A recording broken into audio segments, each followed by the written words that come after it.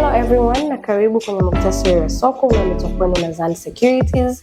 Utakuwa nami Anastasia Dafi nikikuletea yaliyojiri katika soko la hisa na hati fungani kwa wiki ya biashara iliyoishia tarehe 24 Julai. Tukianza na soko la hisa la Dar es Salaam, mauzo kwa wiki hii yaliweza kupungua kwa zaidi ya 85% hadi kufikia shilingi za Kitanzania bilioni 25.25. Na mauzo haya kupungua ni kwa sababu ya uhaba wa block trade ukilinganisha na wiki iliyopita ambapo mauzo yalikuwa bilioni 177. Kampuni iliyochangia zaidi katika haya mauzo ni TBL akichangia zaidi ya 31% ya mauzo yote. Kampuni zingine zilizokuwa na mchango mkubwa ni kama vile CRDB akichangia 30.34, NMB akichangia 21.28 na Tanga Cement akichangia 6.98. Vodacom naye alikuwa na mchango wa 2.94. Hisa zilizopanda bei yani top gainers ni pamoja na Tetepa aliyefunga wiki kwa bei ya 470 sawasawa na ongezeko la 5.62. DCB alifunga wiki kwa 475 sawasawa na ongezeko la 5.56.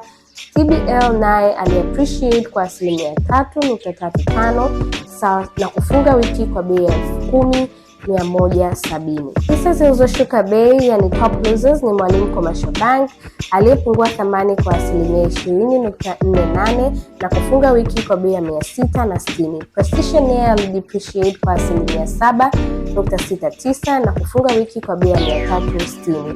Mkoba alifunga wiki kwa bei ya 465 sawasawa na punguzo la 5.10. Tanga Cement alipungua thamani kwa 4.97 na kufunga wiki kwa bei ya 3,250.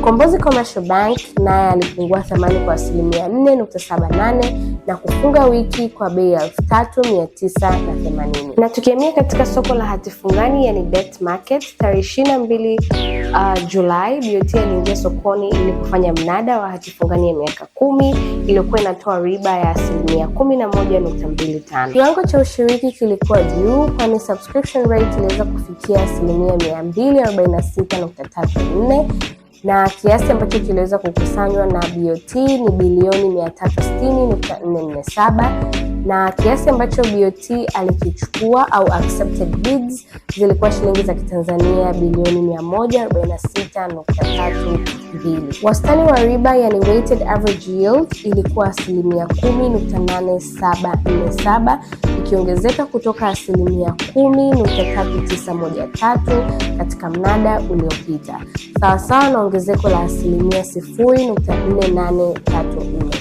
Bei ya chini au bei elekezi yani minimum successful price iliweza kuongezeka kutoka 81.7865 hadi kufikia 95.6988. Na tukihamia katika soko la upili yani secondary market, mauzo katika soko hili yaliweza kupungua kwa 20.18 kutoka shilingi za Kitanzania bilioni 132 hadi kufikia shilingi za Kitanzania bilioni 105.42. Na idadi ya miamala ambayo iliweza kufanyika katika wiki hii ni miamala 255. Hati fungani ya miaka 20 yenye kuponi ya 12.25 iliendelea kuongoza soko kwa kuchangia zaidi ya miamala 156 na mauzo haya ni sawasawa na shilingi za Kitanzania bilioni 74.95 sawasawa na 71% ya mauzo yote katika soko hili, ikifuatiwa na hati fungani ya miaka 15 yenye kuponi ya 10.75 ikirekodi miamala ya shilingi za Kitanzania bilioni 9.61. Nafasi ya tatu ikichukuliwa na hati fungani ya miaka 25 ambayo ilirekodi mauzo ya shilingi za Kitanzania bilioni 6.49 kupitia miamala 42.